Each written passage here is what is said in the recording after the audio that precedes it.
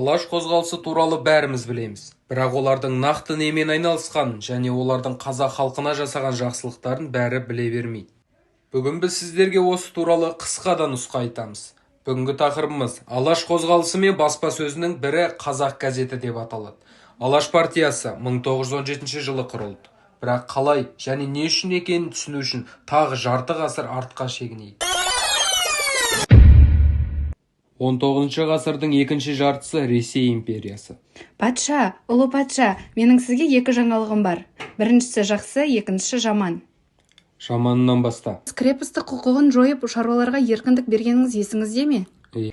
Қазір оларда тұратын жері, ішетін тамақтары жоқ, және олар қатты ашулы. Жақсы жаңалық ше. Қазақ жері Ресей империясының құрамына толықтай қосылды. Идея.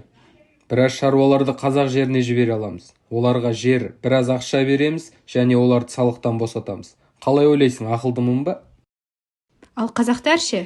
Дұрыс айтасың, мен ақылдымын. 19 ғасырдың екінші жартысынан бастап қазақ жері Ресей империясының құрамына толықтай кірді. 20 ғасырдың басында Қазақстан картасы осындай болды.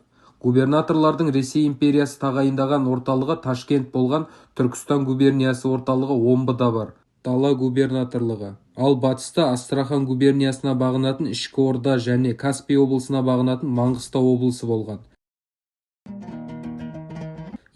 Сол кезде туған адамдар Ресей империясының азаматы болды. Бұл Абай Құнанбаев, Әлихан Бөкейханов, тіпті сіздердің арғы аталарыңыз. Келген шаруаларға көптеген жер берілді, салықтан босатылды, және мәртебесі даланың байырғы тұрғындары қазақтардан әлдеқайда жоғары болды. Жайылым жерлері азайып, халықтың жағдайы нашарлай түсті. Қазақтардың да құқықтары азая берді. Осындай уақытта Алаштың болашақ қайраткерлері дүниеге келді. Сонымен, қазақ жері біздің толық ықпалымызда. Патшам, сіз өзіңіздің ұлылығыңызды тағы бір рет дәлелдедіңіз. Осыдан кейін қазақтармен не істейміз? Енді кейбір қазақтарды оқытуымыз керек. Патша, бірақ тоқтаңыз, неге? Олар біздің мүддемізді қорғайтын болады. Білім біздікі, демек мүддеміз олар үшін бірінші орында болады. Патша, сіз кереметсіз, сіз тағы да өзіңіздің ақылды екеніңізді дәлелдедіңіз. Өздеріңіз түсінгендей, кейбір қазақтар білім ала бастады. Бірақ патшалардың мүддесін қорғаудың орнына өз халқының мүддесін қорғайды.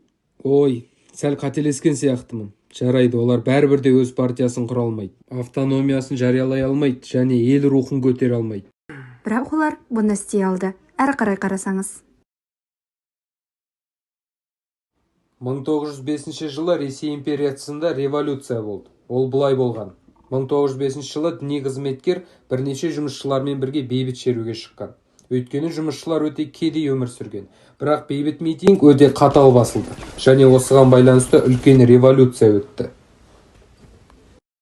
Лукашенко таныс болып жатыр ма? Нәтижесінде Ресей империясында мемлекеттік дума құрылды. Халыққа жасалған қадам секілді. Осы мемлекеттік дума қазақтарда 1906 жылы шақырылды. Бірақ 1907 жылы қазақтар қайтадан биліктен алыстатылды. Бір ғана жыл билікте отырды. Бірақ біздің зиялы қауым өз халқының мүддесін қорғауды жалғастырды.